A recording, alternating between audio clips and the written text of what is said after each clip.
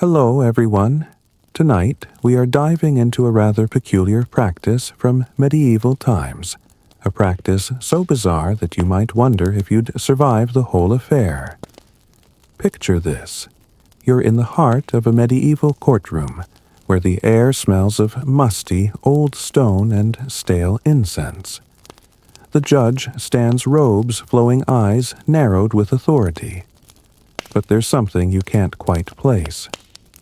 Beneath those heavy robes in the hidden folds of his attire is something that seems out of place, a small, furry creature, a mouse. You might think, wait, a mouse. Really, yes indeed. This wasn't a one-time anomaly, but a widespread practice among medieval judges. For reasons that aren't entirely clear, they would carry live mice in their robes while presiding over trials. Strange, right? It's one of those historical quirks that seems almost too bizarre to be true. But it was real. And to understand why they did this, we need to step back into the mindset of medieval society, a time when superstition and symbolism were deeply ingrained in every aspect of life, including the courtroom. Now, you're probably wondering why on earth a judge would carry a mouse. Was it just a fashion statement? Or maybe a little pet? Not quite. The truth is, this practice was a manifestation of the strange mix of superstition, divine authority, and symbolism that permeated medieval courts. Historians still debate whether the mouse was meant to symbolize the judge's impartiality, as it was often associated with both vulnerability and vigilance. The mouse, small and unassuming, could also have been seen as a reminder that no one, no matter how small or insignificant, was above the law. It was in many ways a statement of equality under the justice system. But the symbolism doesn't end there. Some scholars suggest that the mouse was also used to ward off evil spirits, a common belief in medieval times when every corner of life seemed to be haunted by the supernatural. In a world rife with diseases, pestilence, and famine, mice were seen as both a threat and a tool for protection. The idea was that the mouse in its small, insignificant form could help keep darker forces at bay while the judge carried out their duties. And with such a tiny, harmless creature tucked into their robes, the judge might have felt some reassurance that their work was being guided by higher powers. The presence of the mouse in the courtroom would have been a reminder to the people in attendance that there was much more at play than just legal proceedings. For the common folk, it would have been another layer of ritual that helped maintain the structure of their society. Just as the mouse symbolized humility, it was a tangible representation of the divine force that they believed controlled the outcome of their trials. Picture the courtroom, the judge presiding over a serious case, perhaps one involving life or death. The air thick with tension. Then, every so often, the judge would reach under his robe, feeling the soft, tiny creature as it shifted inside the folds of his cloak. It was an odd comfort in a world where justice wasn't always blind, where power and corruption could skew the outcome of a case. But the mouse, in all its squeaky, scurrying ways, was meant to level the playing field. For the judge, it was a reminder that even the smallest creature had a part to play in the larger order of things. Beyond the superstition, there were also practical considerations. At the time, mice were common in every household, even the courts, and could have been seen as part of the natural world, rather than something to be feared. In fact, some judges may have simply had mice in their robes out of habit, a symbol of their connection to the common folk who dealt with such creatures daily. This practice would have felt familiar, a nod to the realities of medieval life that was reflected even in the most formal spaces. But why carry the mouse specifically during trials? Was it purely symbolic, or did it have a more tangible function? There are several theories, and they offer a fascinating glimpse into the worldview of medieval judges. One theory posits that the mouse was meant to ensure that the judge's decisions were unaffected by outside influences. It was a safeguard, in a way an object that the judge kept close to remind themselves that their role was impartial and grounded in fairness. After all, a mouse doesn't show favoritism or bias, and perhaps the judge hoped to emulate that neutrality. Whether it worked or not, the mouse became a quirky symbol of integrity in an often unpredictable system. This brings us to the larger question of superstition in medieval law. We live in a world today where the law is often seen as a series of logical, rational processes, rules followed with precision and clarity. But in medieval times, the law was much more fluid, influenced by factors that went beyond reason. Religion, astrology, omens, and yes, even tiny creatures like mice played a role in shaping the decisions made by judges. A judge's robe, much like their role, was a vessel for power symbols and protection. And the mouse. It was there, tucked inside that robe, carrying with it centuries of meaning. As we explore the history behind this strange practice, we begin to see that the mouse wasn't just an accessory to the judge's wardrobe. It was a reminder that in medieval times, the lines between the rational and the supernatural were often blurry, and that even something as small as a mouse could hold great significance in the courtroom. The mouse might have seemed like an odd choice, but for the people who lived in those times, it made perfect sense. Section 2. Judges and their furry friends. You can probably guess by now that medieval judges were not your average legal professionals. Picture a time when justice wasn't just about law books and rational reasoning. It was a world full of mysticism and ritual. And these judges who wielded the power to determine the fate of individuals often leaned on odd traditions and beliefs to guide their decisions. Among these practices, carrying a mouse in their robe became a peculiar, almost whimsical, yet deeply symbolic act. Imagine at the judge, a figure of authority, calm yet intense, presiding over a case with life-altering consequences. Now, picture that same judge reaching down to adjust the tiny creature nestling in their robes, a little mouse, a living symbol of something greater. For many medieval judges, this furry companion was not merely a nuisance, it was an integral part of the judicial process. You see, the mouse wasn't just a pet. It served to function a reminder of the world beyond reason and earthly concerns. But why a mouse? Why not another creature? It wasn't that mice were particularly revered in medieval society. In fact, many feared them due to their association with disease. Rather, the mouse represented vulnerability, the fragility of life, and the idea that no one, no matter their status, was immune to fate. The judge was a figure of power, yes, but they too were vulnerable in a world where even the smallest creature could upset the balance of things. Mice were often seen as unassuming, unpretentious creatures that could sneak into homes or rotting food stores. But their very presence in the judge's robes symbolized the fragility of the system they represented.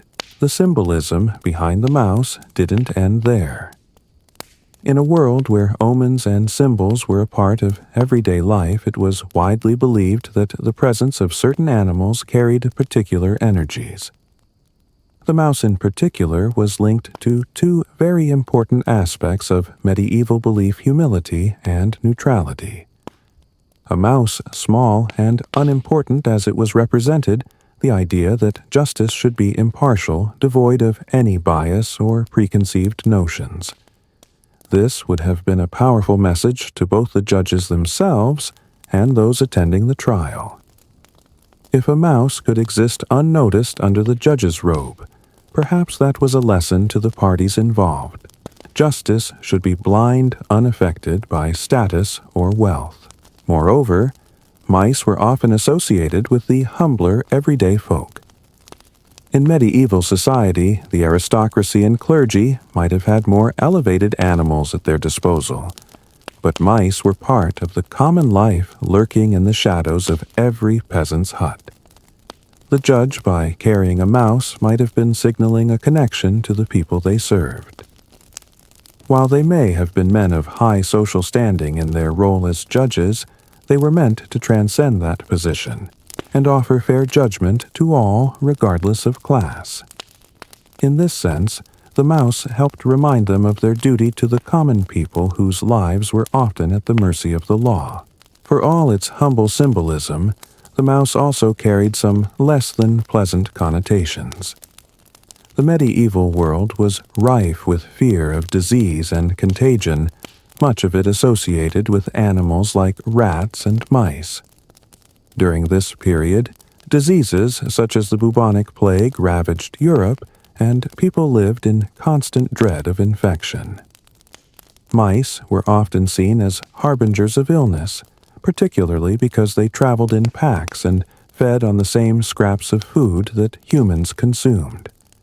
They were not only seen as pests, but as vectors for death. This negative association would have made the presence of a mouse in the judge's robe a bit more unsettling, yet at the same time, perhaps, a necessary reminder of the power that small creatures had in shaping human lives. Historians are still debating the real reason why judges in medieval Europe began carrying these mice. But one possibility is that it was intended to remind the judge of the importance of vigilance. Mice were quick, sly creatures that could scurry out of sight in an instant, and this trait may have been seen as a metaphor for the swift nature of justice. After all, the law, too, had to be swift and impartial, its decisions not swayed by personal feelings or biases. The mouse's rapid movements could have been a subtle way for the judge to remind themselves of the importance of staying alert to the nuances of each case, ensuring that no detail slipped through the cracks. And yet, as strange as it may seem to us now, there was also an element of superstition surrounding the mouse. During the Middle Ages, many people believed that animals, particularly those tied to the natural world, held magical properties. It was thought that the mouse, by virtue of its smallness and agility, could serve as a charm, bringing good luck or warding off ill fortune. The judge, as a key figure in the social structure, might have relied on such superstitions to give themselves the confidence they needed to make difficult decisions. The mouse also represented something much larger than the individual. It was a symbol of the larger cosmic order, a reminder that justice existed not just in the confines of the courtroom, but within the universe itself. Some medieval thinkers believed that the law was part of a divine plan, and the mouse's presence in the courtroom was a sign that divine forces were at work guiding the judge's hand. The mouse's humble existence, its quiet presence, could have been seen as evidence that the highest powers were watching, ensuring that justice was done, even if it seemed improbable in a world filled with chaos. In a courtroom, the judge's decisions often held life or death in their hands, and the presence of a mouse under the robe might have helped the judge maintain a sense of humility and accountability.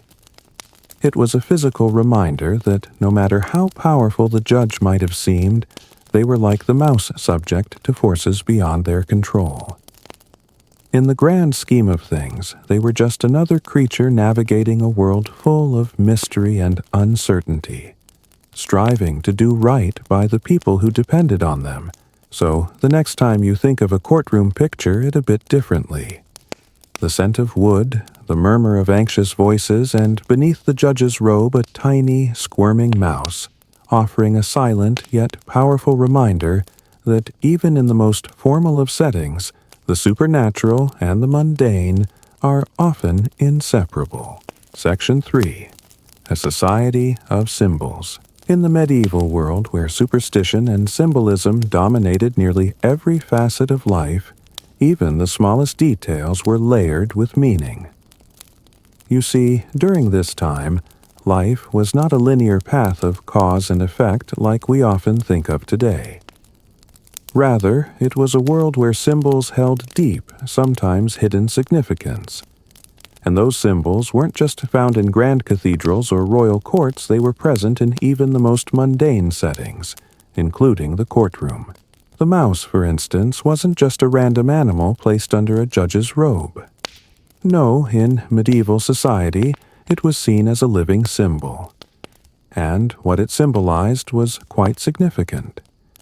Judges were not just the arbiters of law, they were seen as agents of divine authority, as instruments of fate. Their robes, the way they carried themselves, and yes, even the presence of a mouse were all part of a larger system of signs meant to communicate something far greater than themselves. You might be thinking, but why a mouse? Why not a more powerful or majestic creature like a lion or eagle? That's a fair question, and it's one that touches on how medieval society viewed strength and humility. Mice, despite their humble size, were often revered for their ability to survive in harsh conditions. They were survivors, and this ability to endure was something that medieval society understood well. In a world constantly threatened by war plague and famine, survival was seen as a virtue. And so the mouse, small but resilient, became a powerful symbol of that resilience. The judge carrying the mouse was in a way symbolizing their own ability to persevere through the complexities and pressures of their role. More than that, though mice were often linked to concepts of balance and duality. On one hand, they were humble, unassuming creatures, hardly the stuff of royal portraits or epic sagas. Yet, on the other hand, they represented a force that could be overwhelming in its own right. Mice were incredibly prolific, their numbers growing quickly if left unchecked, and they could disrupt everything from food supplies to homes to entire ecosystems. In a society that valued order, the presence of a mouse under the judge's robe might have been a reminder that even the smallest actions or the smallest creatures could have significant impacts. Moreover, the mouse was linked to the natural world, a world that medieval people understood and respected, even if they feared it. At the same time, this natural world was often seen as something that could be controlled, channeled, or even overpowered by higher powers. The fact that the mouse was allowed to be present in such a formal regulated space as the courtroom would have reinforced the idea that even the forces of nature, no matter how small or seemingly insignificant, had a place in the human order. The court was, in its own way, a reflection of this larger cosmic balance, but the symbolism of the mouse also extended to the idea of impartiality.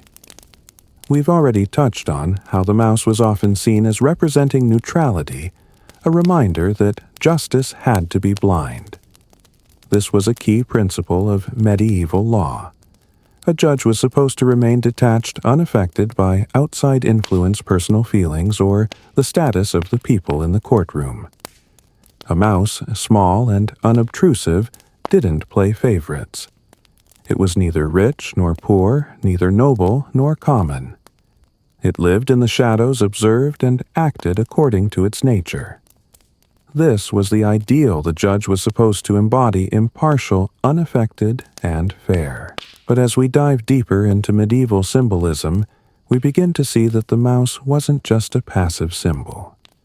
In fact, it was actively participating in the judicial process, though, in a way that would have been difficult for modern minds to fully understand. The mouse was seen as a creature that bridged the gap between the physical and spiritual worlds. It wasn't just a pet or a nuisance. It was a link to something greater. The belief was that in carrying the mouse, the judge was not only making a statement about their own impartiality, but was also invoking a higher divine power to guide their decisions. And this wasn't just a random belief. Religion and superstition were deeply intertwined with law in medieval times. Judges weren't just experts in legal matters. They were expected to be moral and spiritual leaders as well. They were seen as the voice of divine will on earth, the ones who had the power to interpret the laws of both men and God. The presence of a mouse under their robes might have been seen as a physical manifestation of the divine presence that they invoked when making their rulings. After all, in a time when the line between the earthly and the divine was often blurry, every little thing the mouse, the robe, the posture held a meaning. For the people in the courtroom, this wasn't just a quirky tradition, it was an essential part of the justice process. The very act of carrying a mouse under the judge's robe was a signal to the people that the judge was working not just for themselves, but as a representative of something much bigger. The mouse was in essence an offering, a small, humble creature that symbolized the divine forces that guided the judge's decisions.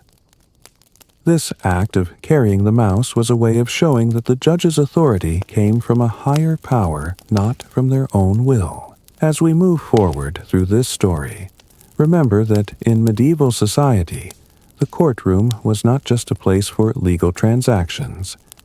It was a place where the laws of nature, the divine and the human, all collided. The mouse, strange as it may seem, was a small but important part of this larger mysterious system. Its presence in the courtroom was a symbol of the delicate balance between power and humility, between the natural and the divine, and between the mortal and the immortal. So, the next time you picture a medieval judge, don't just imagine the flowing robes or the stern face. Imagine the tiny mouse quietly scurrying under their cloak, symbolizing everything that was at stake in the ancient court. Section 4. The role of superstition in the court. Let's take a moment and step deeper into the strange world of medieval justice, where the laws weren't just a collection of written codes and statutes, but an intricate web of religious beliefs, supernatural omens, and superstitions. The presence of the mouse under the judge's robe was just one piece of a larger puzzle that shaped the way people in the Middle Ages viewed the judicial process. In modern times, we often think of a courtroom as a place where evidence, reasoning, and the rule of law come together to determine the truth. But in the medieval world, a judge's decisions weren't always swayed by logic alone. The divine hand of God, the movement of the stars, and even the behavior of animals were believed to play a role in shaping the outcome of a trial. And that's where superstition comes into play. In fact, superstition wasn't just a fringe belief, it was central to the medieval worldview, and it seeped into every aspect of daily life, including the legal system. To fully understand how superstition influenced the courts, we need to grasp the role that the divine was thought to play in the world. Judges weren't seen simply as human arbiters of the law. No, they were viewed as God's instruments on earth, tasked with delivering justice that aligned with divine will. This belief placed a heavy burden on the judges' shoulders, as they were expected to not only make fair decisions, but also to ensure that their rulings were in harmony with a higher power. The mouse, a seemingly insignificant creature, became a part of this divine process. Medieval people believed that everything, no matter how small or insignificant it seemed, was imbued with spiritual meaning. The behavior of animals, the appearance of certain signs, or even the direction in which the wind blew, could be interpreted as signs from God or as omens of what was to come. The presence of a mouse under the judge's robe could easily be seen as one of these signs. In fact, some historians suggest that judges may have believed that the mouse was there to guard the judge's impartiality. It was almost as if the mouse was standing watch over the process of justice itself, ensuring that it was conducted in a way that would please the divine. But the superstition didn't end there. Mice were also associated with the forces of darkness, particularly in a time when disease and death were prevalent. During the Middle Ages, the plague ravaged Europe, and the rat, often a host for fleas that carried the plague, became an unwelcome symbol of death. But the mouse, though related to the rat, didn't have the same ominous reputation. Still, the very idea of carrying a mouse in a judge's robe could have been seen as a protection against death and disease, a symbolic act to ward off evil forces that might try to taint the judicial process. In many ways, the mouse was more than just a physical creature. It was an active participant in the rituals that governed the courtroom. It was part of the larger framework of medieval justice, which didn't solely rely on reason, but also on the belief that the world was filled with unseen forces and hidden meanings. The mouse's presence under the judge's robe was a constant reminder that justice was not just about human will. It was about divine favor, the power of symbols, and the unseen forces that guided the world. One could argue that this reliance on superstition made medieval law far less predictable than what we experience today. In the modern legal system, justice is ideally based on evidence and established rules. But in the medieval world, a trial could be swayed by the judge's beliefs, the interpretation of omens, and even the behavior of a mouse. This element of unpredictability added an extra layer of mystery to the entire process. Was justice truly blind, as we like to think of it today, or was it in fact heavily influenced by the whims of superstition and divine will? It's important to note that these superstitions didn't necessarily make the judges any less serious about their work. They still understood the gravity of their position and the importance of fairness. However, their approach to fairness was deeply intertwined with the spiritual and the symbolic. Just as modern-day judges wear robes to signify their authority and impartiality, the medieval judge wore their robe as a conduit for divine guidance, with the mouse serving as a small but powerful link to the forces they believed controlled the outcome of their decisions. Of course, not everyone in medieval society would have agreed on the importance of these superstitions. Historians still debate whether the mouse was primarily a tool for ensuring impartiality, a safeguard against corruption, or simply a piece of ritualistic tradition with no real purpose beyond reinforcing the judge's connection to divine will. Some argue that the mouse's presence was more about creating a sense of ritual and structure in the courtroom, helping the judge feel grounded in a world that was, to say the least, unpredictable. Regardless of the true intent behind it, the mouse's role in the medieval courtroom is a powerful reminder of how much the supernatural and the natural world were interwoven in the daily lives of people during that time. Today, we may look at a mouse under a judge's robe and find it strange, perhaps even humorous.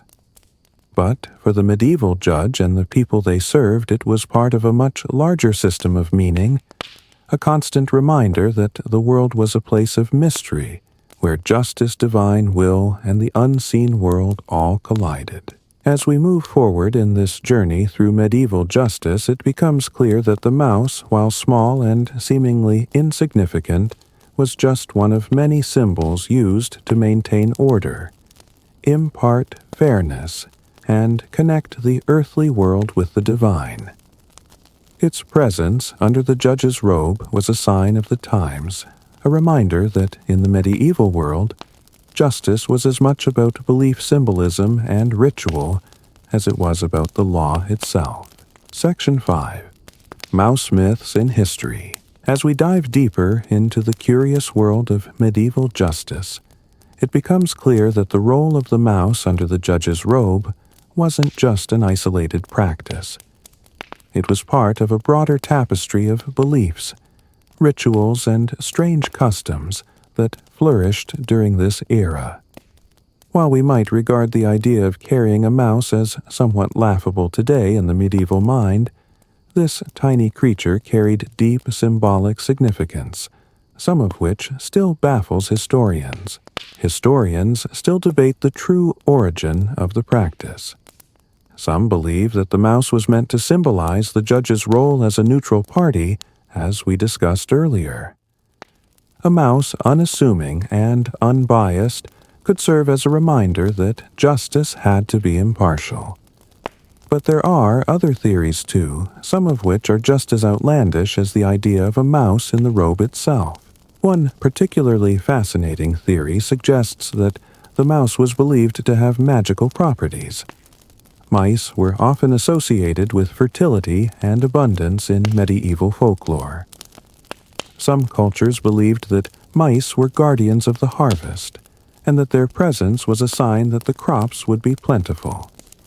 This connection to fertility may have extended to the idea of abundance in the court itself, abundance of fairness perhaps, or a reminder that justice should be plentiful and equally distributed.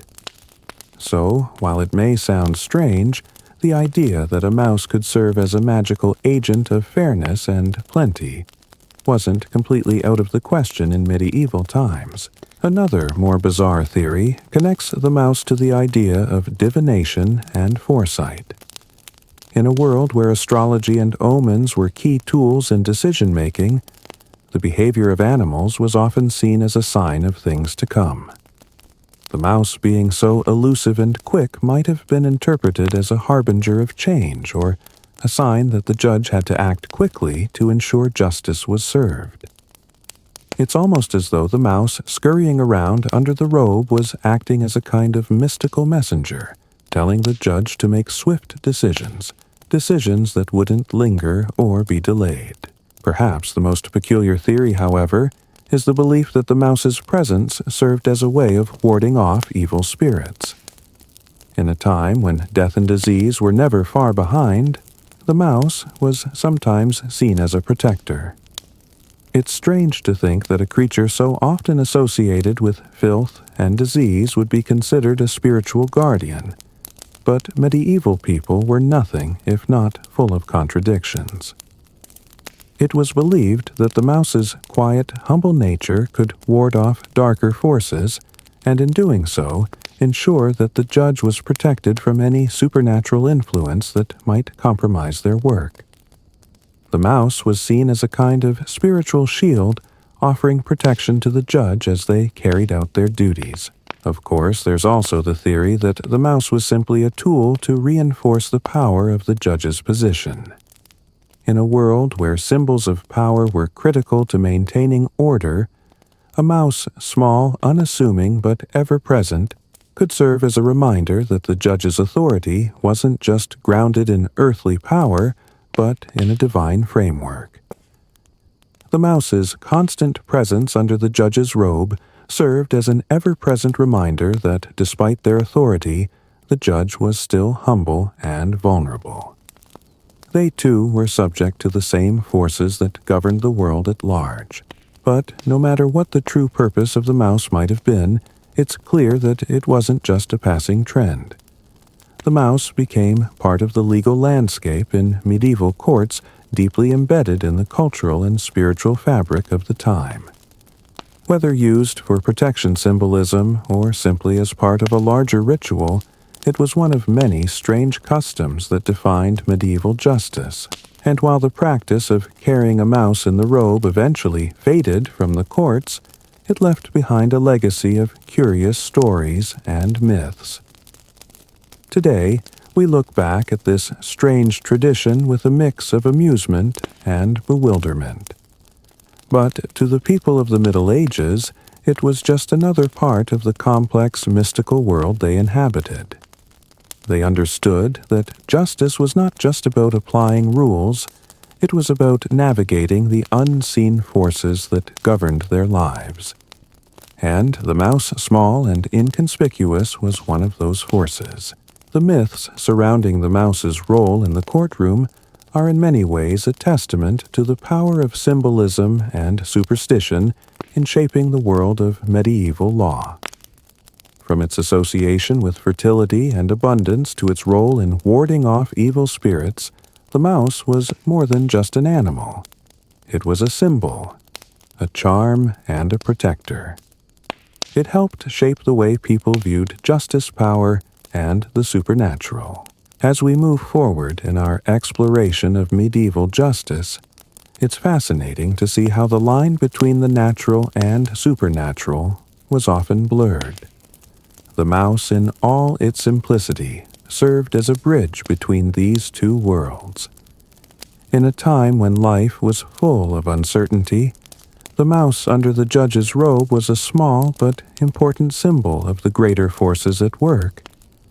It wasn't just about the judge, it was about the larger cosmic order, the unseen forces of fate, and the way in which these forces shaped the world of medieval law.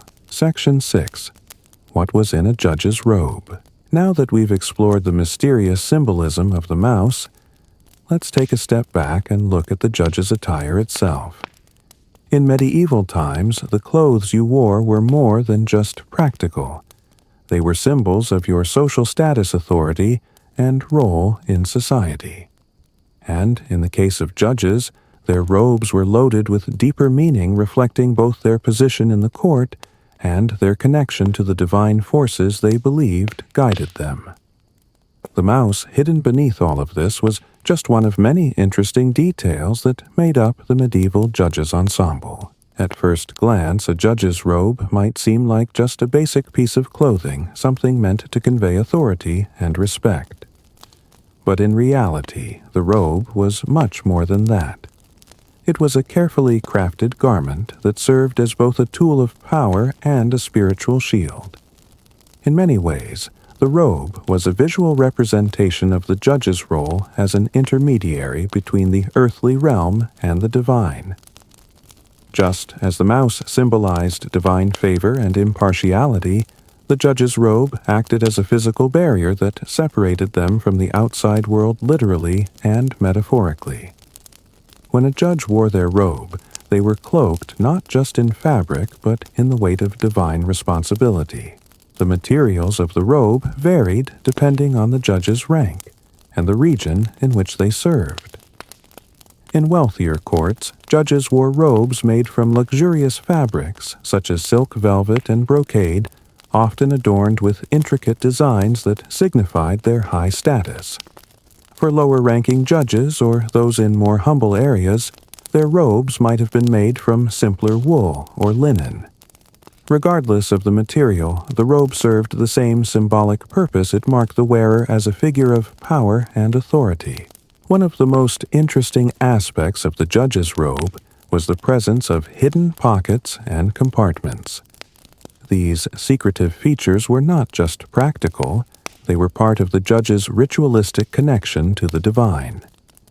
In medieval courts, judges often kept small objects in their robes, such as religious relics, charms, or personal talismans.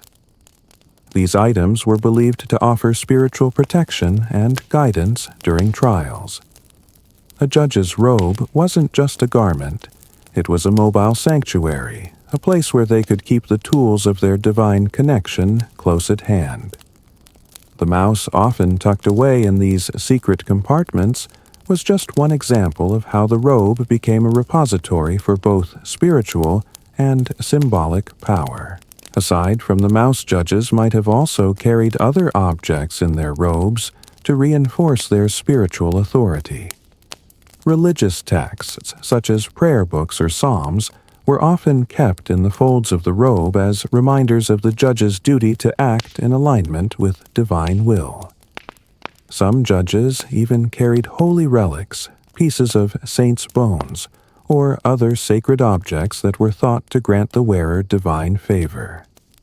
These relics, when placed close to the judge's heart or body, were believed to provide strength and protection, ensuring that their decisions were just and in accordance with God's will. In addition to these spiritual objects, judges sometimes carried physical tools necessary for their duties. For instance, they might have had a small pouch of writing materials, such as parchment and ink, to record the proceedings of the trial. Or, in some cases, they might have had a small scale to weigh evidence or testimony reflecting the importance of balance and fairness in the judicial process. These tools, like the mouse, were not just practical items, they were part of the broader ritual of maintaining order and fairness in the courtroom. The design of the judge's robe also played a role in reinforcing their position of power. The robes were often long and flowing, creating a visual aura of authority that commanded respect. The sleeves of the robe were often wide, creating the illusion of abundance and grandeur. This design was meant to signify that the judge's authority was limitless, extending far beyond the walls of the courtroom. Their power wasn't confined to the earthly realm, it stretched into the spiritual and the cosmic, a reminder that the judge was not just a man or woman, but a figure chosen by God to administer justice. But despite the grandeur of their appearance, judges were also expected to embody humility. In a society where divine will was central to the judicial process, the judge's robe was meant to remind the wearer of their duty to remain humble before the divine. This is where the mouse played its part. As a small and humble creature, the mouse reminded the judge that no matter how powerful or important they were still subject to the same forces that governed the natural world. The presence of the mouse under the robe was a subtle yet powerful reminder that even the highest authorities had a responsibility to remain grounded in humility and fairness. Interestingly, the mouse's role in the judge's robe can also be interpreted as a reflection of medieval views on the balance of power. While the judge was the ultimate authority in the courtroom, they were still part of a larger system, a system that included the divine, the natural world, and the people they served. The mouse, with its quiet, unassuming presence, served as a reminder that even in the face of power, balance had to be maintained. The judge wasn't above the law. They were a servant of it, tasked with administering justice impartially, without bias or favoritism. And the mouse, small as it was, helped to reinforce this delicate balance. When we think about a judge's robe today, we typically picture a simple garment designed to signify professionalism and authority. But in medieval times, the robe was far more than just a uniform. It was a spiritual tool, a symbol of power, and a vehicle for connecting with the divine. The mouse, tucked away within the folds of the robe, was just one part of this larger system of symbols and rituals that shaped the judicial process. So, the next time you see a judge in their robe, remember that beneath that simple garment may lie not just a mouse, but a rich history of power symbolism and divine responsibility. Section 7. Judges, Peculiar Powers and Practices. As we've explored, medieval judges weren't just legal authorities, they were figures imbued with a sense of divine responsibility. Their power extended beyond earthly laws, and their actions were often seen as an extension of God's will. This belief granted them a level of autonomy and respect that modern judges may not fully understand. The idea of carrying a mouse in their robes alongside religious relics or spiritual symbols was just one manifestation of the peculiar practices that surrounded these medieval arbiters of justice. The role of the judge in medieval society was complex. They were expected to be more than impartial decision-makers. They were also expected to be moral guides divinely appointed to uphold the law, not just in a legal sense, but in a spiritual one. The power of the medieval judge, in other words, was both temporal and supernatural. It wasn't uncommon for judges to see themselves as conduits of divine justice, ensuring that God's will was enacted in the world through their rulings. This understanding of their role provided them with certain powers and privileges that might seem odd or even troubling by today's standards. One of the most interesting aspects of medieval judicial power was the concept of judicial discretion. While judges today are bound by a body of laws, statutes, and precedents, medieval judges often had more leeway in their decision-making. They could weigh cases based not just on evidence or legal principles, but on their own understanding of what was just in the eyes of God. In a sense, their interpretation of divine will could shape the outcome of a trial, and their authority was often seen as a direct reflection of God's authority on earth. This divine responsibility was taken seriously. Medieval judges were believed to be spiritually accountable for their decisions, and they were expected to remain humble in their role. The mouse in their robes, small and unobtrusive, could have served as a reminder that even the most powerful individuals were still subject to forces beyond their control. The mouse, as an almost invisible presence, was a symbol of the judge's vulnerability, a gentle nudge to keep them grounded in humility while making weighty decisions. Judges were not simply the ultimate authority. They were also moral agents whose actions would have cosmic consequences. But the power of medieval judges wasn't solely dependent on their connection to the divine. They were also vested with practical powers that allowed them to exercise control over the courtroom and those who appeared before them. One of the key practices that set medieval judges apart from modern ones was the use of personal influence and discretion in determining guilt or innocence. Judges could issue sentences based on their own beliefs about what constituted fairness or justice, often relying on their intuition or even the advice of religious or community leaders. Interestingly, the power of medieval judges extended beyond the courtroom. Many judges were also expected to play a role in local governance, acting as intermediaries between the people and the crown or local rulers. In some regions, judges had the authority to levy taxes, enforce laws, and even settle disputes outside the courtroom. This made them powerful figures in their communities, and their influence often stretched far beyond the legal system. But with great power came great responsibility, and the pressure to live up to the expectations of both the people and the divine. Many judges were required to take an oath of impartiality, promising that they would act fairly and justly in all cases. But how could they truly remain impartial when their own personal beliefs, biases, and spiritual convictions were so deeply intertwined with their role? The mouse, small and unassuming, might have served as a tool to help judges stay focused on their task, reminding them of the need for impartiality while they navigated the complex web of human relationships, power dynamics, and spiritual concerns. One peculiar practice that further highlights the unusual powers of medieval judges was the concept of trial by ordeal. In some cases, judges didn't rely solely on evidence or witness testimony to make their decisions. Instead, they allowed the accused to undergo physical tests, often with the belief that divine intervention would reveal the truth.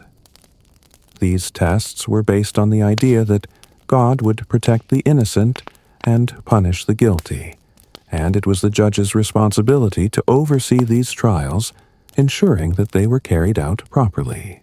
Trial by ordeal could take many forms, but some of the most famous involved physical trials, such as walking across hot coals, plunging one's hand into boiling water, or even being submerged in water to see if they would float a sign of guilt.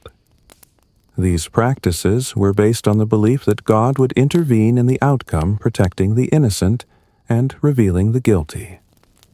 While the idea of a trial by ordeal may seem absurd by modern standards, it was taken very seriously in medieval society, and judges played a crucial role in overseeing these trials.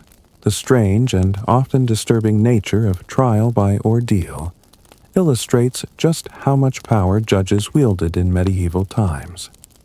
Their role was not limited to simply interpreting the law. They were also seen as agents of divine will, tasked with ensuring that justice was meted out in accordance with God's plan. This divine authority gave judges a level of power that often surpassed that of even the most powerful nobles or kings. Their decisions, whether made based on evidence intuition or divine intervention, had profound consequences for the individuals involved, and they were expected to carry out their duties with the utmost seriousness. In some cases, judges even had the power to decide the fate of entire communities. For example, in times of war or unrest, judges might be called upon to determine the fate of prisoners of war or the accused. Their decisions could have far-reaching consequences, affecting not only the individuals involved, but entire villages or regions.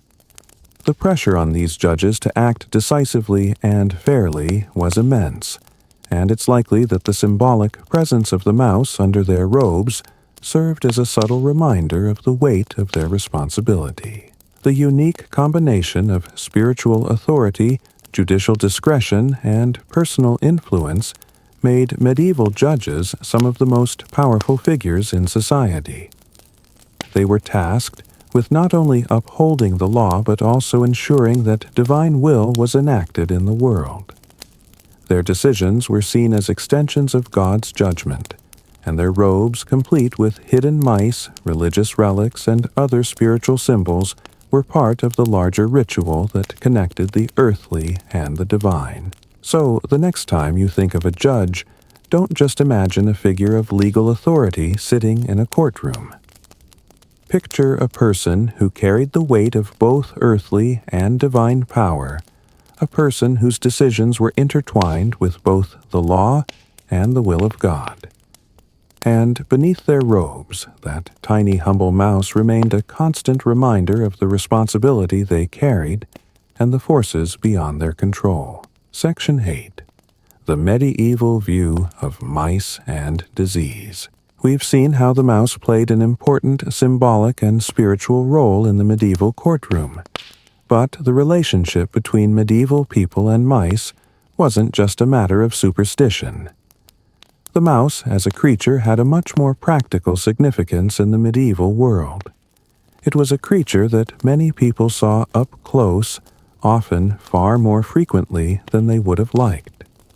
And in a time when disease was rampant and medicine was rudimentary at best, mice had a complex role in the spread of illness. As we know, the medieval period was plagued by devastating outbreaks of disease. The Black Death, which swept through Europe in the 14th century, killed millions and left the survivors with a deep sense of fear and uncertainty. At the heart of these outbreaks was the common rat, which was associated with the spread of the disease. But while rats were the primary culprits in carrying the fleas that transmitted the plague, mice, being just as ubiquitous, weren't far behind in terms of their association with illness. Mice, like their larger cousins, were often found in close proximity to humans. In fact, many people lived in conditions where rats and mice could freely roam their homes looking for food scraps or warm corners to nest in. Mice weren't just a nuisance. They were seen as potential carriers of deadly diseases, particularly in the crowded and unsanitary conditions of medieval Europe. This is one reason why the presence of a mouse under the judge's robe might seem at first to be somewhat contradictory. How could a creature so commonly associated with the disease and filth be considered a spiritual or judicial companion? But in the medieval mind, the mouse's connection to disease wasn't all negative. The very act of carrying a mouse in the robe could have been seen as a protective measure, a way of warding off the disease and ensuring that the judge was protected from the darker forces of illness. It's fascinating to think that in a time when so little was understood about disease transmission, the mouse might have served as a symbolic barrier against contamination. After all, if a mouse was considered an agent of divine will, then perhaps it also had the power to protect the judge from the invisible threats that lurked in the world around them. Additionally, while mice were often associated with disease, they were also a part of the natural world that medieval people understood. They weren't simply pests or vectors for illness, they were also creatures of survival. Mice were incredibly adaptable, capable of living in a wide variety of environments, from the wilds of the countryside to the hearths of human homes. This adaptability made them a symbol of endurance and resilience qualities that the judge could also embody in their work. It's worth noting that in some medieval cultures, mice were seen as more than just symbols of disease. In some parts of Europe, they were also considered to be lucky or even mystical creatures. They were sometimes associated with fertility, abundance, and renewal, as their rapid breeding habits made them a symbol of life's persistence. For the judge, carrying a mouse under their robe could have been a way to invoke these qualities: fertility in the sense of the abundance of fairness, and renewal in the sense of giving fresh life to the justice system. The idea of the mouse being connected to fertility might seem odd, but in the context of the medieval worldview, where every aspect of life had meaning, it made sense. As the centuries passed, the association between mice and disease became stronger, particularly as people began to understand the role of rodents in the spread of the plague. But in the early medieval period, the connection between mice and illness was much more complex. Mice were seen as both a threat and a tool, something that could bring disease but also serve as a safeguard against it. The balance between these two aspects of the mouse's role in society is fascinating, especially when we consider how it impacted the judge's work. The presence of the mouse in the courtroom, then, can be seen as a reflection of the tension between the fear of disease and the belief in divine protection. The mouse wasn't just an animal, it was a living symbol of the uncertainty and vulnerability of the medieval world.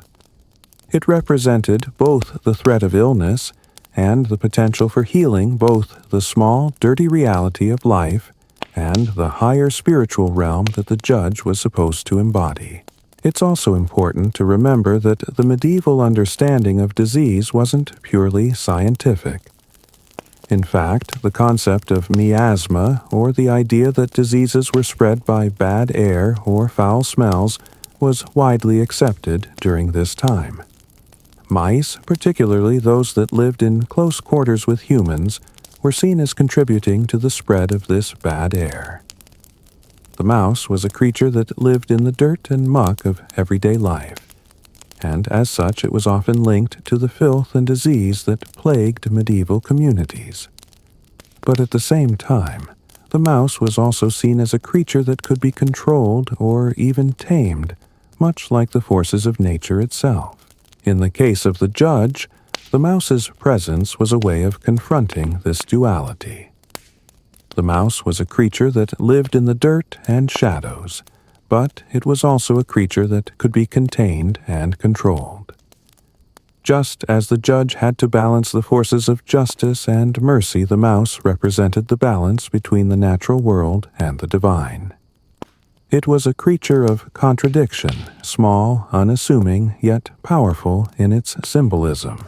In the end, the mouse under the judge's robe serves as a reminder that medieval life was full of paradoxes.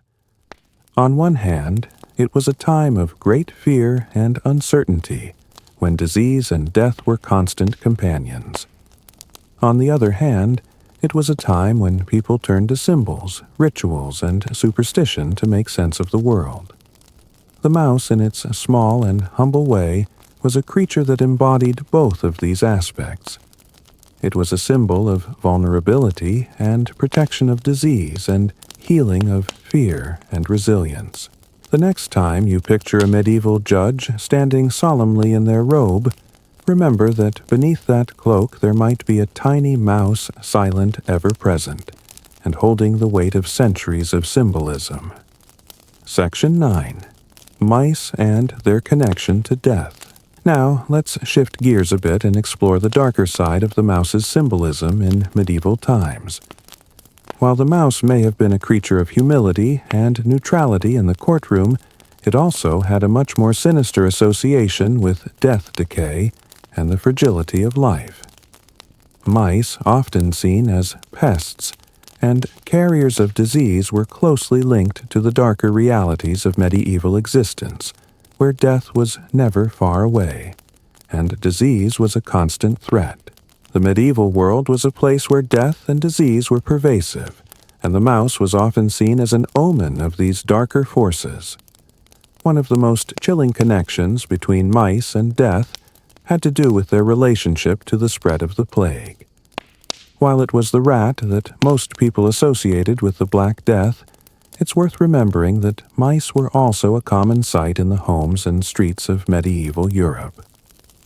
Mice, like rats, lived in close proximity to human populations, feeding on food scraps and scurrying in and out of homes. They were intimately tied to the unsanitary conditions of medieval life, and as such they were often viewed with suspicion. In a world where disease spread quickly and unpredictably, the sight of a mouse in the home, or even under a judge's robe, could have been seen as a reminder of the ever-present threat of death.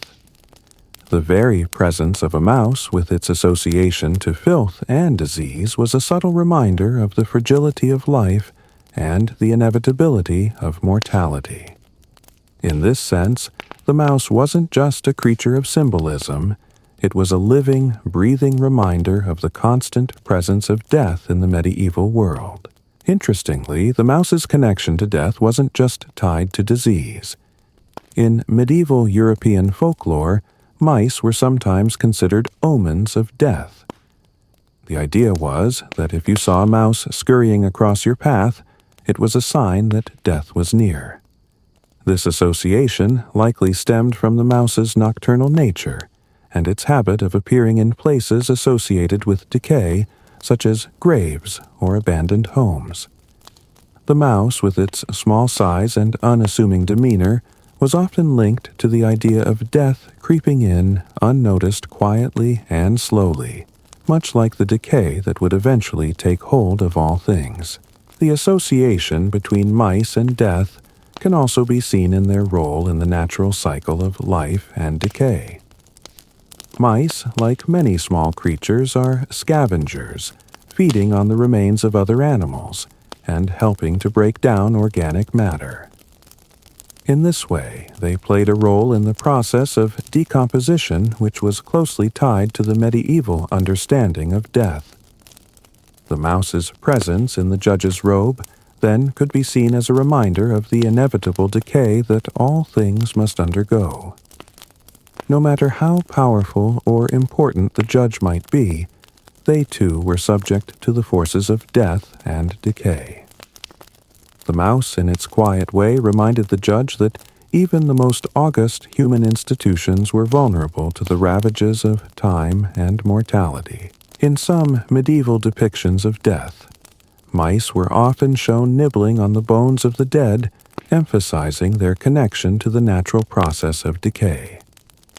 These images were stark reminders of the fact that life was fleeting and death was inevitable.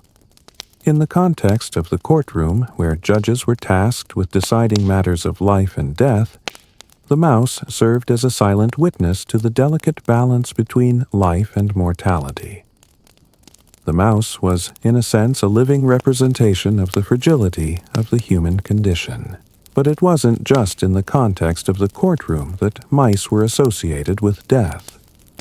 In medieval funeral rituals, mice were sometimes included as symbols of the deceased's inevitable return to the earth.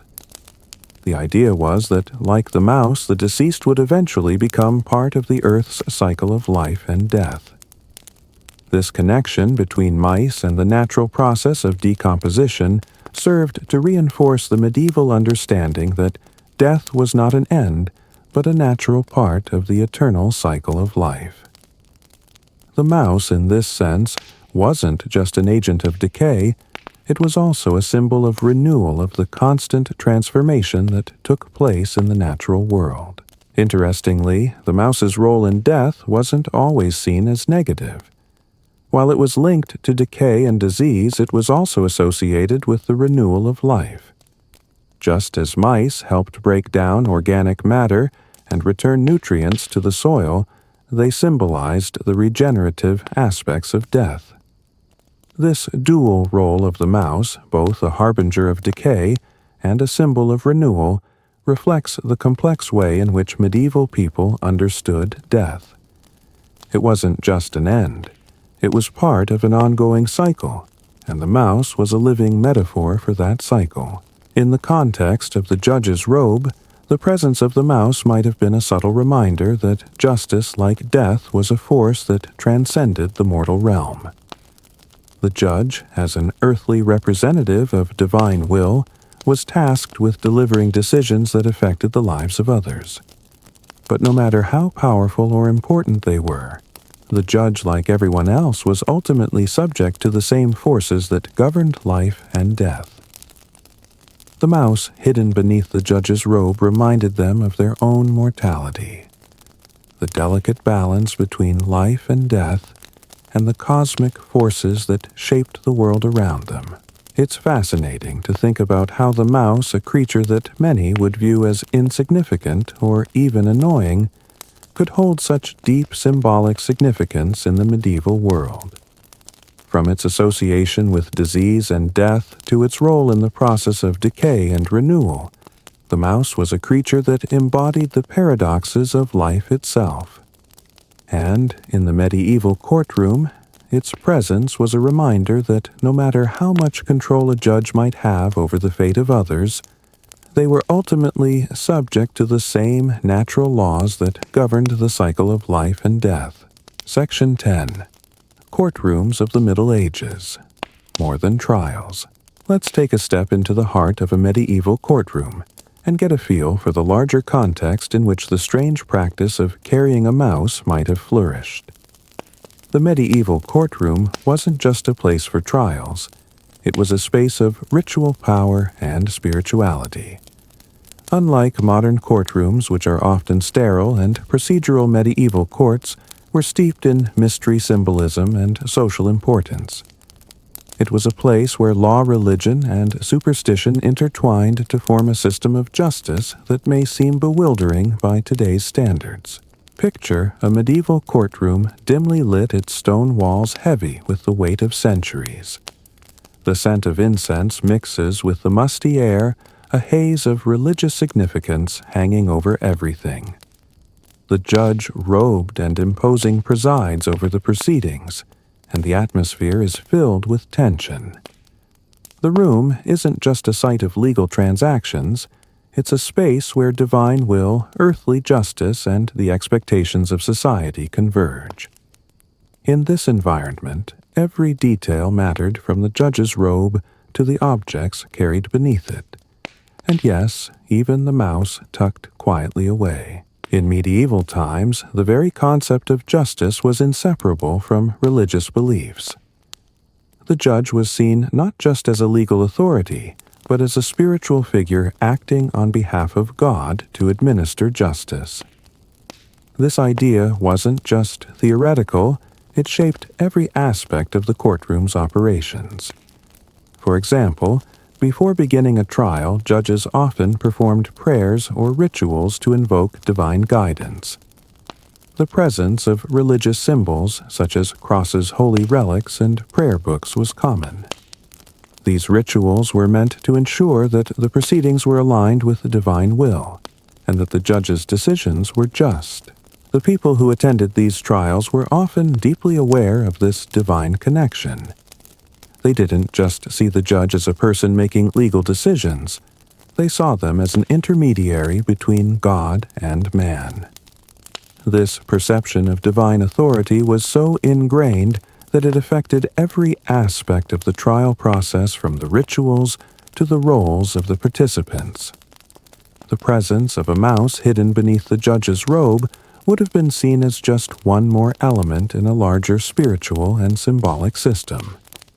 It wasn't just a rodent, it was a part of a cosmic order that was designed to ensure justice was done according to divine will.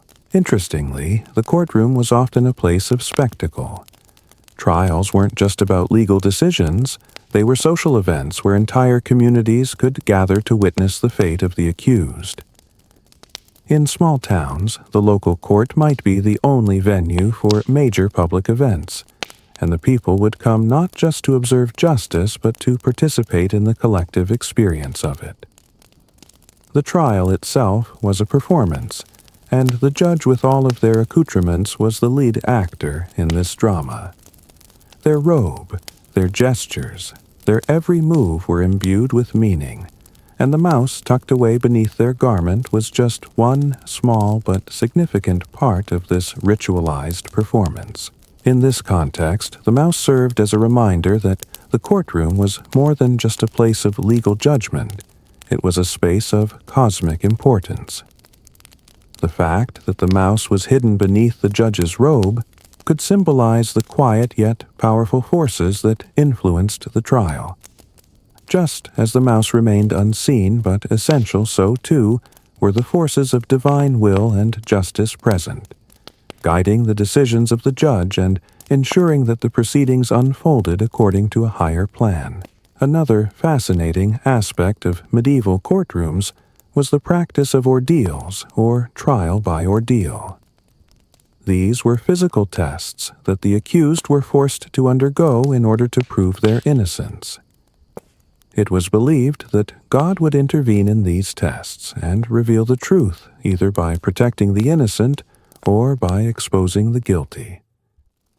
The judge played an active role in these ordeals, overseeing the process and ensuring that the divine judgment was fulfilled. One common ordeal involved the accused walking across hot coals or handling burning objects.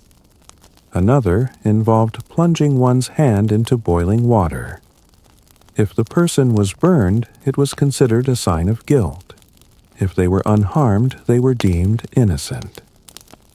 The mouse, with its symbolic connection to divine intervention, may have been seen as a kind of protector during these trials. Just as it was believed that the mouse could shield the judge from evil or disease, so too might it have been thought to provide a form of protection during these harrowing tests of faith. The presence of the mouse in the courtroom also underscores the deeply ritualistic nature of medieval justice. It wasn't enough for a judge to simply apply the law they had to ensure that every part of the process was aligned with divine will. This alignment wasn't just a matter of following the letter of the law. It was about ensuring that justice was done in the broader spiritual sense. Every action in the courtroom had a deeper meaning, and the mouse, with its humble presence, served as a reminder of the larger forces at play. In many ways, the medieval courtroom was a microcosm of the medieval worldview. It was a place where the line between the natural and supernatural was often blurred, where the forces of the divine and the earthly intersected in sometimes strange and unexpected ways. The mouse, small and often overlooked, was just one of many symbols that helped to create this complex web of meaning. Its presence under the judge's robe was a subtle yet powerful reminder that in the medieval world, justice wasn't just a matter of applying the law, it was a matter of fulfilling divine will, navigating the forces of the unseen, and balancing the mortal and spiritual realms. As we continue to explore the role of the mouse in the courtroom, it becomes clear that its significance was far greater than just being a small animal in the judge's robe. It was part of a much larger spiritual system that governed not only the courtroom, but also the very structure of medieval society. The mouse, like the judge, was a symbol of divine guidance, impartiality, and the ever-present forces that shaped the world. And, as strange as it may seem, the mouse's presence in the courtroom served as a quiet reminder that in the end, justice was never fully in the hands of man. It was, and always would be, shaped by something far greater. Section 11. The Medieval Judicial System. A Corrupt World. While we've painted a picture of the medieval judge as a divinely appointed figure imbued with spiritual significance and bound by divine responsibility, the reality of medieval justice was far from perfect. Beneath the robes, the religious symbols, and the hidden mice medieval courts were often fraught with corruption, bribery, and political maneuvering. The system that was supposed to be a shining example of fairness and divine judgment was in many ways a product of its time, a time where power, wealth, and status often trumped justice. Judges, despite their lofty status and spiritual role, were not immune to the temptations of power and greed. In fact, the medieval judicial system was notorious for its corruption. The idea that the judge was a direct representative of God didn't always translate into ethical behavior. In many cases, judges were influenced by bribes, social pressure, and political considerations, all of which often undermined the fairness of trials. One of the most common ways judges could be influenced was through bribery. The wealthy and powerful often sought to manipulate the judicial process to their advantage. It wasn't uncommon for someone accused of a crime to offer a bribe to the judge in exchange for a favorable ruling. This corruption was so pervasive that many medieval courts became known for their bias and lack of fairness. Even those who were supposed to embody divine justice were not above the influence of money and power. Beyond bribery, judges also wielded their power to settle personal scores or promote political agendas. Medieval courts were often used as a tool for consolidating power or settling disputes between factions. A judge might rule in favor of a noble or ruler to gain favor or maintain their position in the court. In this sense, the courtroom was as much a political arena as a legal one. The mouse, though a symbol of impartiality, was no match for the human tendencies toward favoritism, corruption, and self-interest. Furthermore, the medieval justice system wasn't always grounded in fairness or reason. Unlike modern legal systems which are based on clear codes of law, the medieval system often relied on arbitrary decisions and personal judgment. The judge's own biases and personal beliefs could influence the outcome of a case, and without clear legal standards, it was often difficult to predict how a judge would rule. The concept of trial by ordeal, which we've touched on earlier, is a prime example of how justice was sometimes determined by superstition or divine intervention rather than logic or evidence. In this kind of system, the mouse under the judge's robe could symbolize more than just impartiality. It could also be a reflection of the uncertainty and arbitrary nature of medieval justice. In many ways, the medieval judicial system was a reflection of the society that created it. Medieval Europe was a world deeply divided by class, where the powerful had the means to influence decisions, and the poor had little recourse to justice. Judges, while holding a position of great authority, were often just as vulnerable to the corrupting influence of wealth and power as anyone else. And in a society where religion and law were so tightly intertwined, it wasn't just wealth that could influence the outcome of a trial, it was also divine favor. This relationship between religion and law created an environment where justice could be swayed by the whims of those in power.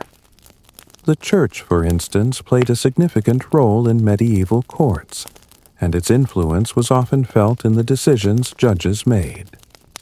In some cases, religious leaders used the courts to further their own agendas, and judges were expected to act in ways that supported the interests of the church. This blurred the lines between law and religion, making it difficult for ordinary people to receive fair trials. But despite these flaws, the medieval justice system was still held in high regard by many. The idea that judges were divinely appointed and acted on behalf of God gave them an air of authority and legitimacy. Even though the system was rife with corruption, the belief in divine justice remained strong. The mouse, hidden away in the folds of the judge's robe, was a symbol of the ongoing connection between the earthly and the divine. It served as a reminder that despite the imperfections of the system, justice was still part of a larger cosmic order. A belief that helped sustain the legitimacy of the judicial system even when it was tainted by human failings. The medieval courtroom, then, was a place of contradictions. It was a space where divine will was supposed to be enacted through human decisions.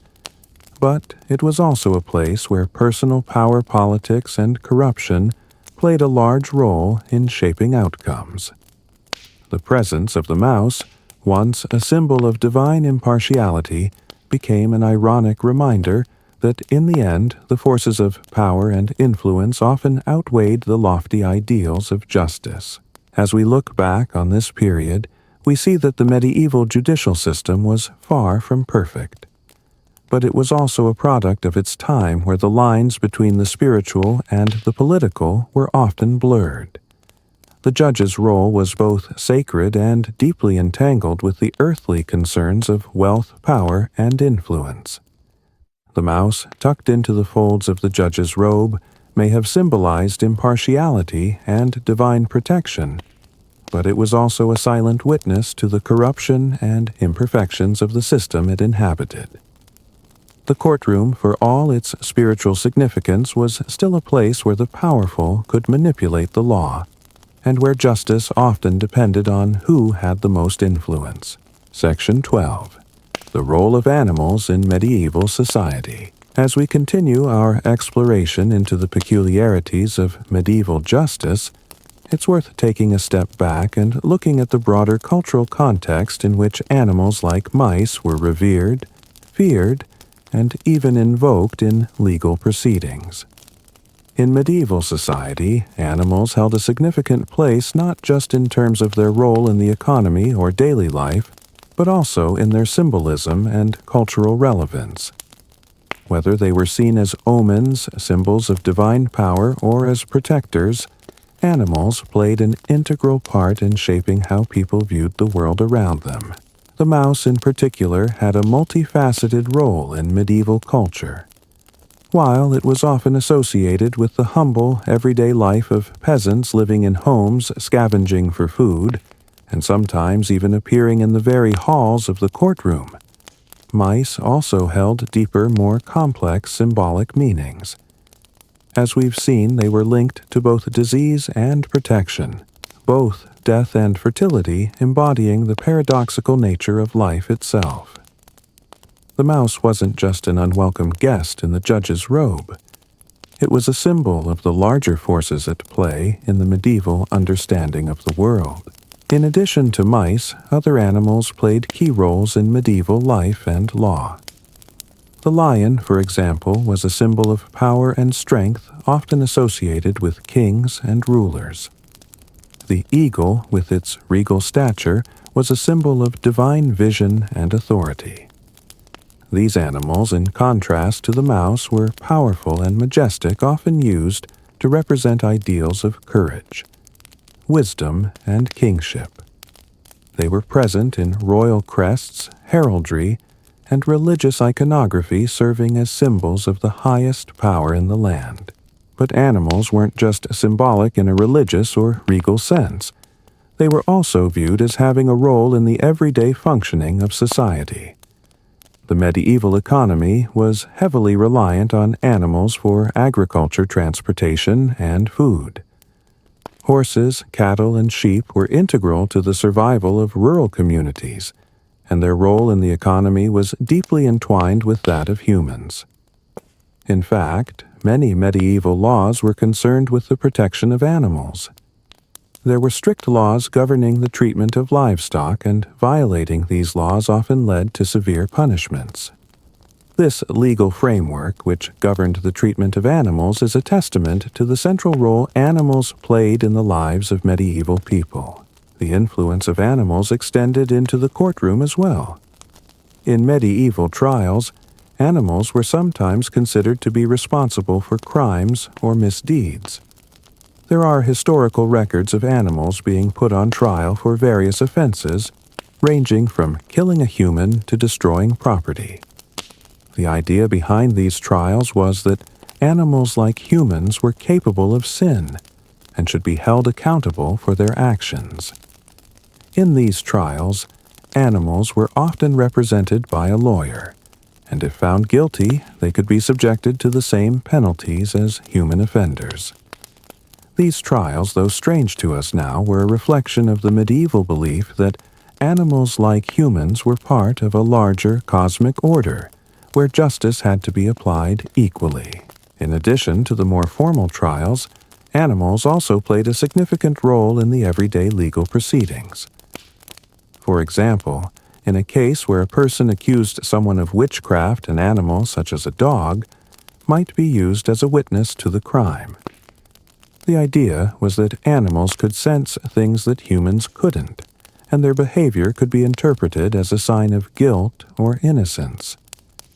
While these practices may seem bizarre today, they were taken seriously by many in medieval society, who believed that animals could act as divine agents guiding the process of justice.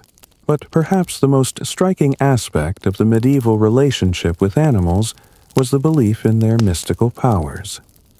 Animals, particularly those with specific traits, such as the owl's association with wisdom, or the wolf's association with danger, were often seen as embodying certain qualities that humans aspired to or feared.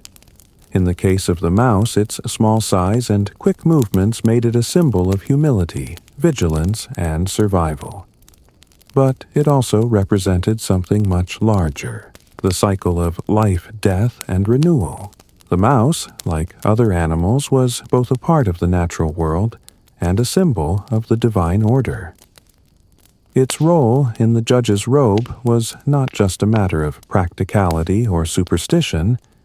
It was a reflection of the deep spiritual connection that medieval society had with the animal kingdom.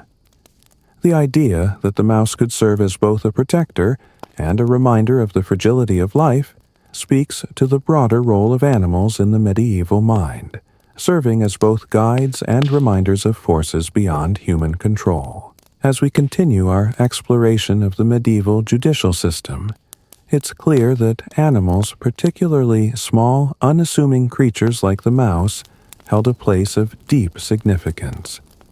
They were more than just creatures that scurried around the courtroom. They were symbols of divine power, protection, and the delicate balance between life and death.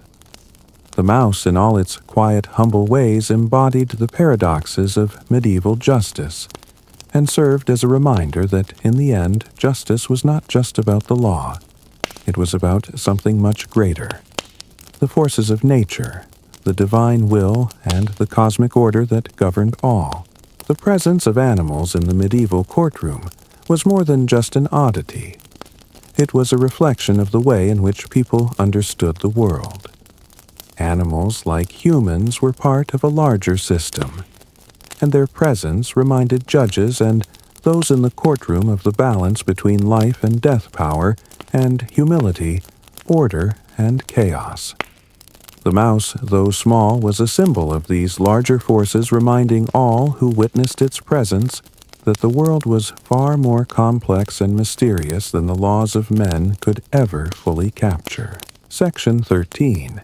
Judges as symbols of divine authority. Now that we've looked at the curious practices surrounding medieval judges and their mysterious companions, it's important to explore how they were viewed in society. In medieval times, judges were not merely seen as human arbiters of the law, but as figures who represented divine authority on earth. The belief that God's will was enacted through the judge's decisions was central to how justice was understood. This connection between the judge and the divine wasn't just theoretical. It was integral to the functioning of the judicial system and to the very perception of justice itself. In many ways, medieval judges were seen as intermediaries between God and man. Their role was to administer justice in a way that reflected divine will, ensuring that God's moral law was upheld. This concept of divine justice gave judges an almost sacred responsibility. They weren't just applying human laws, they were enacting the laws of God, interpreting them through the lens of their own judgment and personal connection to the divine. This divine role wasn't just a theological idea, it was something that was deeply embedded in the daily workings of the court. The very act of the judge presiding over a trial was considered a sacred duty. Judges were expected to conduct themselves in a way that reflected their divine calling. They would often begin proceedings with prayers invoking God's guidance in making fair and just decisions. In some cases, the courtroom itself was seen as a place where the divine was present, where justice was not just human but divine. The idea that judges were divine agents was reinforced by the symbolism of their clothing and the rituals they performed. Just as the judge's robe was a symbol of authority, it was also a symbol of their spiritual connection to God. The robe, like the judge's decisions, was meant to be impartial, standing as a physical manifestation of the divine will. The presence of the mouse under the robe only added to this symbolism, reminding the judge and those in the courtroom that even the smallest creatures like the mouse had a role in God's plan. In this way, the judge's robe wasn't just a garment, it was a sacred mantle, a representation of the judge's role as God's representative on earth. This connection to divine authority was reinforced through the judge's actions. Medieval judges often held significant political power, and their rulings could have profound consequences for entire communities. They weren't just ruling over legal matters, they were governing with a sense of divine authority, making decisions that were believed to reflect God's will. This sense of divine guidance helped to legitimize the judge's power even in a system rife with corruption and uncertainty. The belief that the judge was a vessel for divine justice made their decisions seem almost infallible. The presence of the mouse under the judge's robe, small and humble though it was, served as a reminder that the judge's authority came not from themselves, but from God. In some cases, the connection between the judge and divine authority was further emphasized by their role in administering religious oaths and vows. In medieval society, oaths played a crucial role in ensuring that individuals acted with honesty and integrity. Judges would often administer oaths before trials with the understanding that the person taking the oath was invoking divine intervention to ensure the truth was told.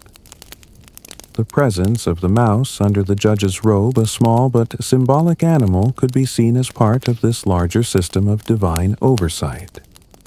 It was a reminder that God was watching over the proceedings, ensuring that the truth would prevail. However, as we've already seen, the reality of medieval justice wasn't always as pure and idealistic as the concept of divine authority might suggest. While judges were seen as divinely appointed figures, they were still human with all the flaws and biases that come with being human. The divine authority they wielded was often compromised by personal ambitions, political pressures, and social influences. The mouse, which symbolized impartiality and divine protection, was a quiet reminder of the fragility of the system itself. Despite the symbolism of divine justice, the medieval judicial system was far from perfect. Still, the idea of divine authority was a central part of how people in medieval society understood justice. Judges were not just people making legal decisions, they were believed to be carrying out God's will. This belief helped sustain the legitimacy of the system even when corruption and inequality ran rampant. The mouse, as a humble creature hidden beneath the robe, could serve as a reminder that no matter how powerful the judge might seem, their authority was ultimately grounded in a higher power. In this sense, The mouse's presence was both a symbolic and practical element in the court. It was a tool for the judge to maintain a connection to the divine, reminding them of the impartiality, humility, and spiritual responsibility that came with their position. The mouse, though small and inconspicuous, was part of a larger system of meaning that shaped the way medieval justice was perceived and enacted. The judge carrying the weight of divine responsibility could find comfort in the quiet presence of the mouse, which reminded them of their role as a vessel for divine justice. The presence of the mouse was also a reminder to the people in the courtroom that divine authority was ever present, even if the actions of the judge were less than perfect. The mouse, like the divine forces it symbolized, was invisible, yet powerful, present in the space without drawing attention to itself. Its role was quiet but profound, just like the role of divine justice in the medieval world. Even as corruption and human failings plagued the judicial system, the belief in divine authority persisted, shaping the way people viewed justice and the role of the judge. As we've seen, the mouse's presence in the judge's robe was a symbol of many things: impartiality, divine protection, and the delicate balance between life and death.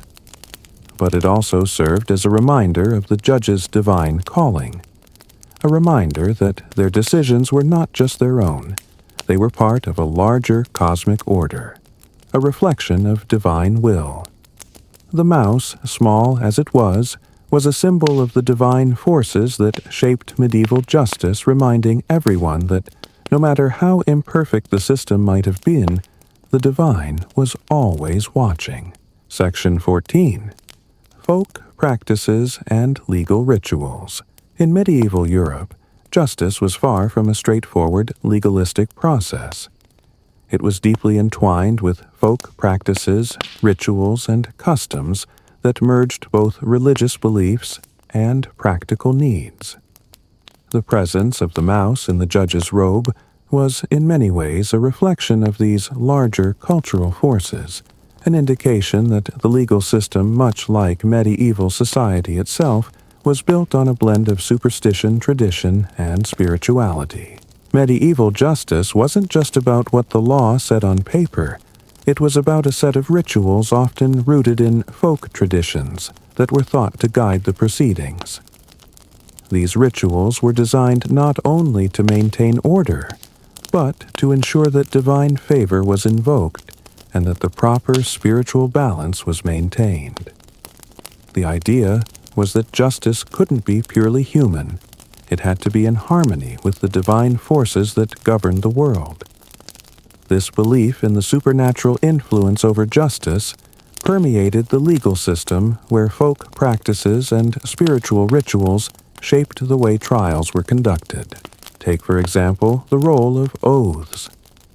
In medieval trials, oaths were central to ensuring the truth was told. But these oaths weren't just promises made before the judge, they were seen as invoking divine power. To swear an oath was to call on God as a witness, and the consequences of breaking an oath were often thought to be catastrophic. Oaths, much like the mouse in the robe, served as reminders that justice was not just a human concern, it was something that transcended earthly boundaries. Swearing falsely, then, wasn't just lying to a person, it was lying to God, and that could bring down divine retribution. Alongside oaths, trial by ordeal was another deeply rooted folk practice. This practice, which has already come up in our exploration of medieval justice, was based on the belief that God would intervene to reveal the truth.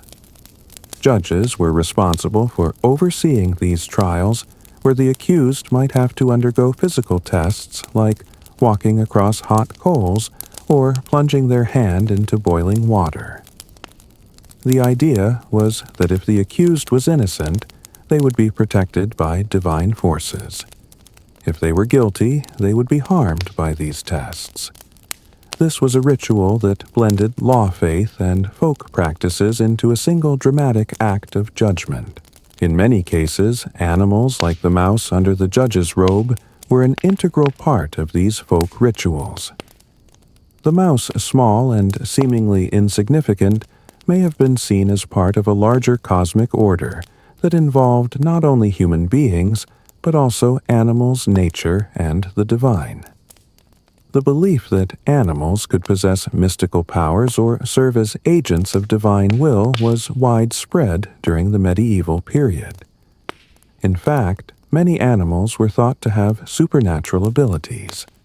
Cats, for example, were believed to have a connection to the divine, while dogs were thought to possess spiritual qualities that could aid in revealing the truth. Judges, as practitioners of this mixed system of law and faith, were expected to not only interpret the law but also understand the symbolic language of these folk practices.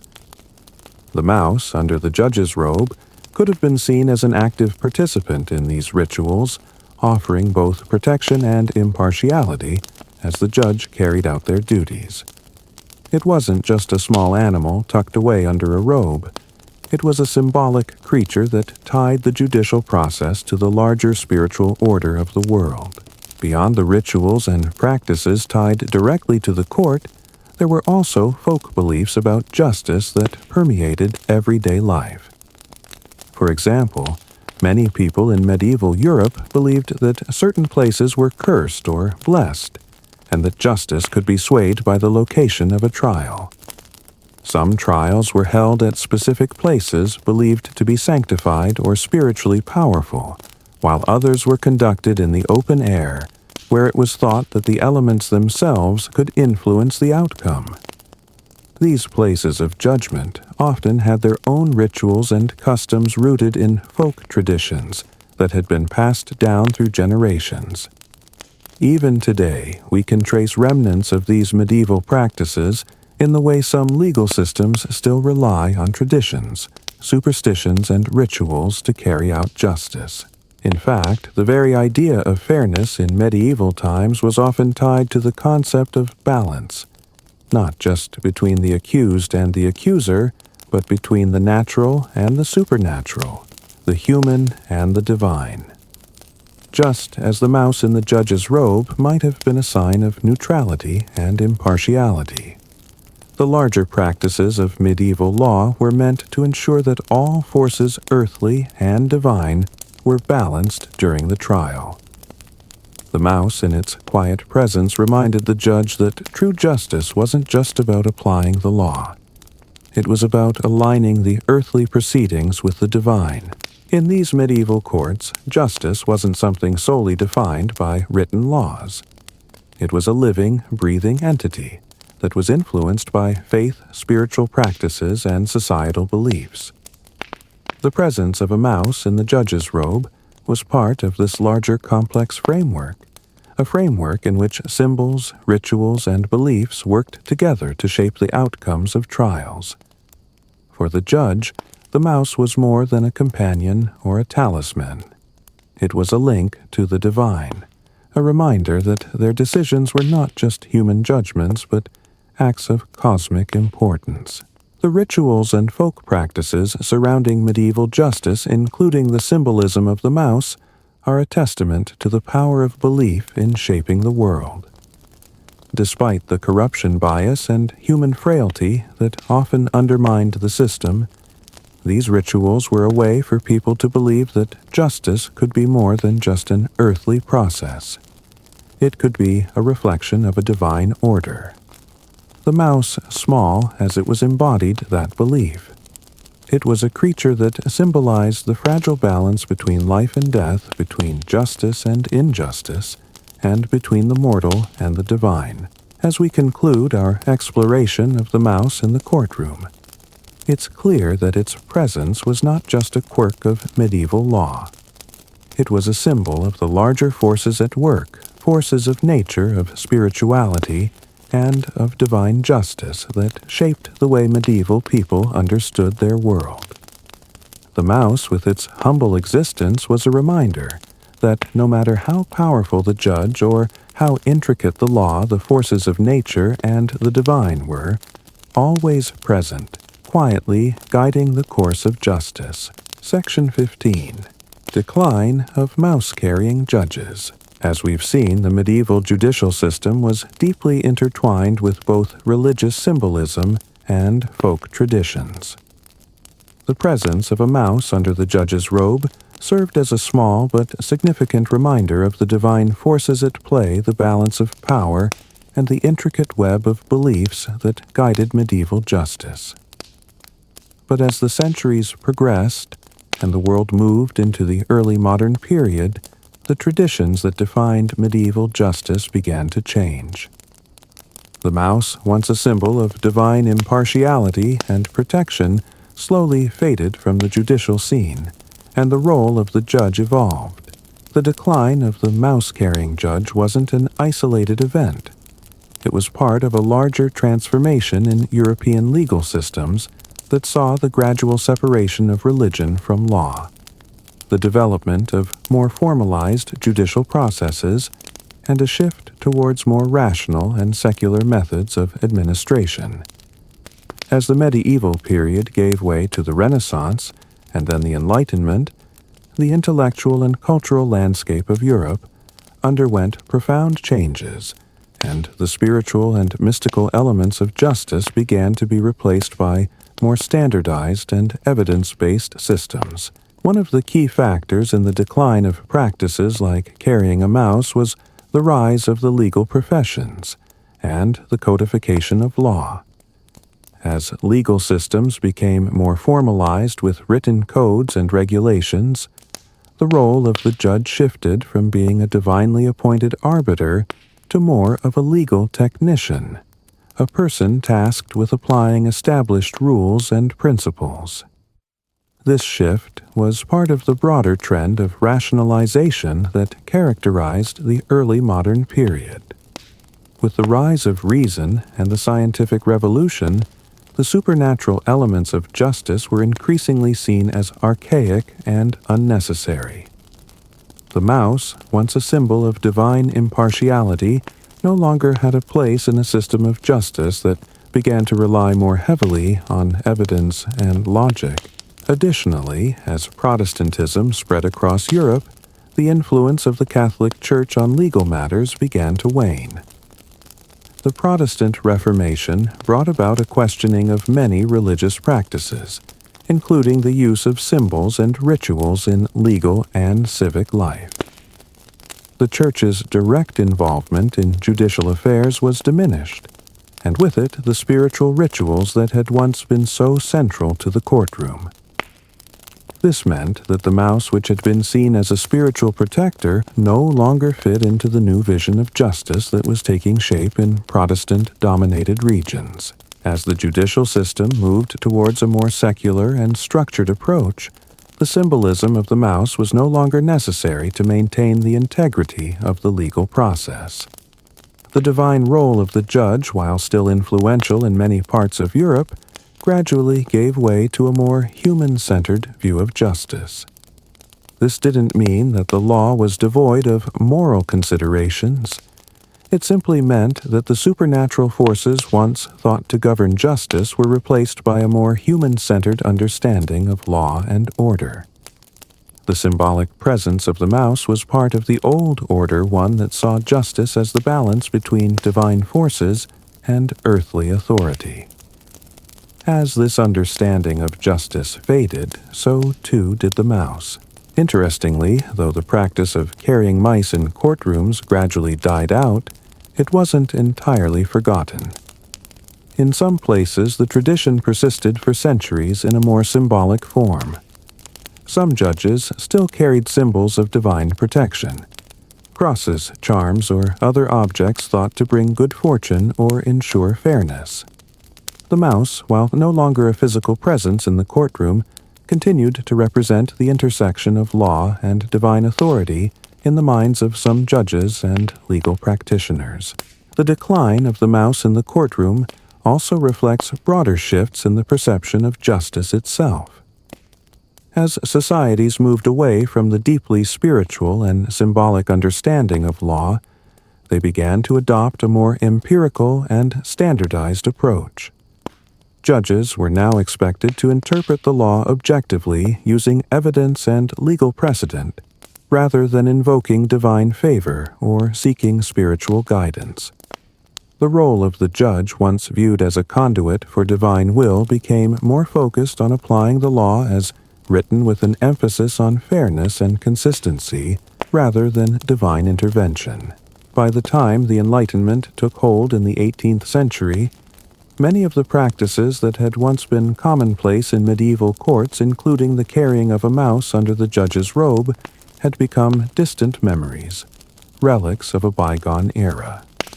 The mouse, once a symbol of divine impartiality and protection, was now seen as a quaint oddity, a remnant of an age when spirituality and law were intertwined in ways we would no longer recognize today.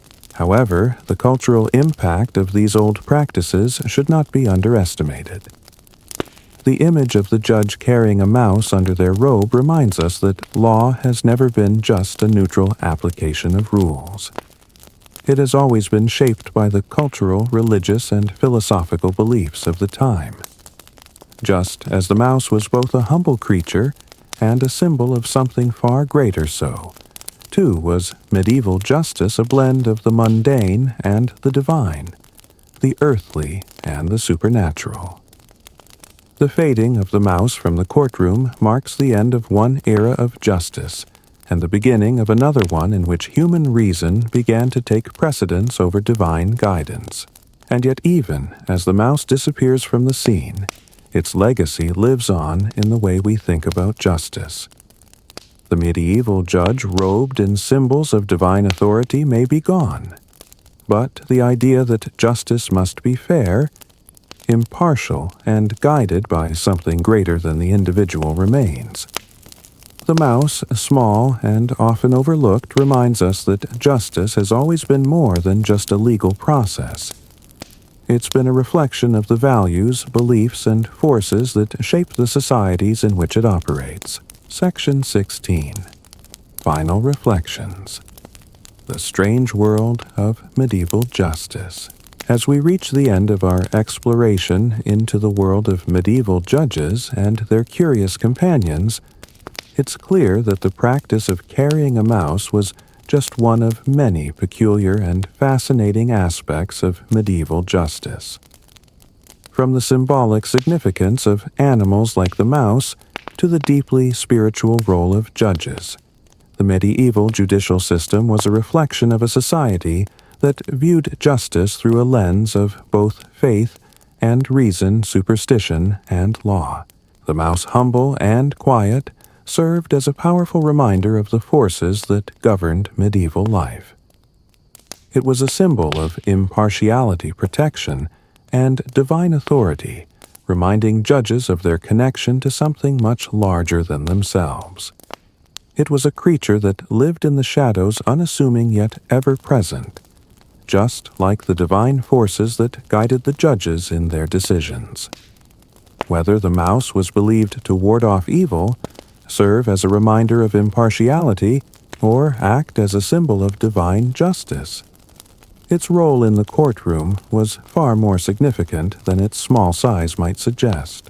The medieval courtroom itself, steeped in ritual and spirituality, was a place where the lines between the natural and supernatural were often blurred. Judges, who were seen as instruments of divine will, carried out their duties not just through the application of legal principles, but through the invocation of divine guidance.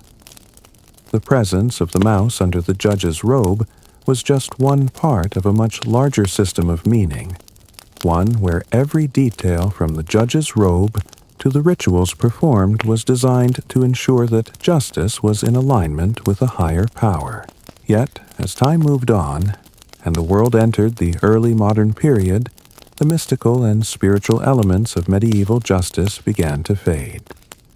The rise of rationalism, the influence of the Enlightenment, and the gradual secularization of legal systems all contributed to the decline of practices like carrying a mouse. The judicial system became more focused on written codes, formal rules, and evidence-based decision-making.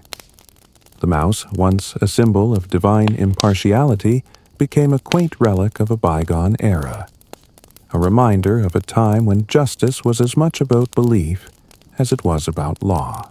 But even as the mouse faded from the courtroom, the legacy of medieval justice remains. The image of the judge cloaked in divine authority and surrounded by symbols of faith continues to influence the way we think about justice today. While our legal systems may no longer rely on divine guidance or mystical rituals, the ideals of fairness, impartiality, and protection remain central to modern justice.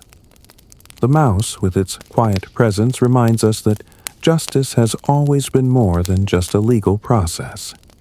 It has always been a reflection of the cultural, spiritual, and philosophical beliefs of the time. As we look back on the strange world of medieval justice, we can see how deeply intertwined law and faith were. The mouse, hidden beneath the judge's robe, was a small but potent symbol of this connection. It was a reminder that justice was never just about applying rules. It was about upholding a larger cosmic order, a balance between the earthly and the divine. And in that sense, the medieval judicial system was more than just a legal framework. It was a manifestation of the society's deepest beliefs and values. The story of the mouse and the medieval judge offers a glimpse into a world where law was not just a human construct, but a divine calling. It serves as a reminder that the systems of justice we have today are the product of centuries of cultural evolution, an evolution that has shaped the way we think about fairness, morality, and the role of the law in society. Whether through a mouse, a ritual, or a divine symbol, medieval justice was a reflection of the belief that the law was not just for humans, but for the greater cosmic order. And so, as we bid farewell to our exploration of medieval justice, we are left with one final thought. While the mouse may no longer be hidden under the robe of modern judges, the ideals of fairness, impartiality, and divine guidance continue to guide the justice systems of today. The world may have changed, but the deep human desire for justice, fairness, and balance, symbolized so quietly and powerfully by the mouse, remains as strong as ever. Good night.